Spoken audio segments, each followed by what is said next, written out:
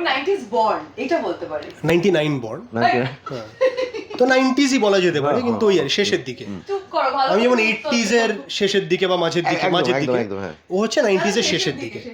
আমারই তোমার অত বয়স হয় না না, আমার বয়স হলে আমার অসুবিধা নেই। আমার মনে হচ্ছে বয়সের সাথে সাথে আমার অভিনয় দক্ষতা, বুদ্ধি, ম্যাচুরিটি সব বাড়ছে আর কি, তো ভালোই, মন্দ নয়।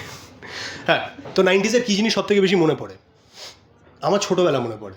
মাঠে কাদা মেখে খেলা, পুকুরে স্নান করা, ছাদে ঘুড়ি ওড়ানো, কারেন্ট চলে গেলে সবাই মিলে ছাদে বসে আড্ডা মারা, খেলা, একই বাড়িতে বসে সন্ধ্যেবেলা সবাই মিলে কোনো একটা প্রোগ্রাম দেখা, চিত্রহার দেখতাম একদম ছোটোবেলায় আমরা।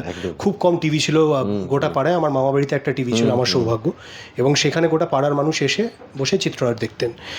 দুপুরবেলা হলে ছুটি দেখা, গরমের ছুটির সময় আমাদের এটা বিমল বাবু ভাই, আমি জানি না কারোর মনে আছে আমার তখন জখের ধন, ঘটোৎকচ, তো এই সবটা তো আমার ছোটোবেলা, এবং সেই সবটাই খুব মনে পড়ে, সবটাই আমি এখনও খুব রিলিশ করি।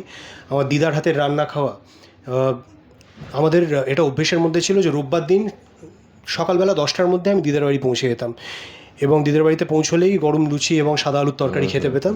আর দুপুরবেলা হলে ভাত, বিউলির ডাল, আলু পোস্ত, শুক্তো, এরা বেগুন ভাজা, এরকম নানান জিনিসপত্র তৈরি হতো, আর আমি খুবই ভালোবেসে খেতাম।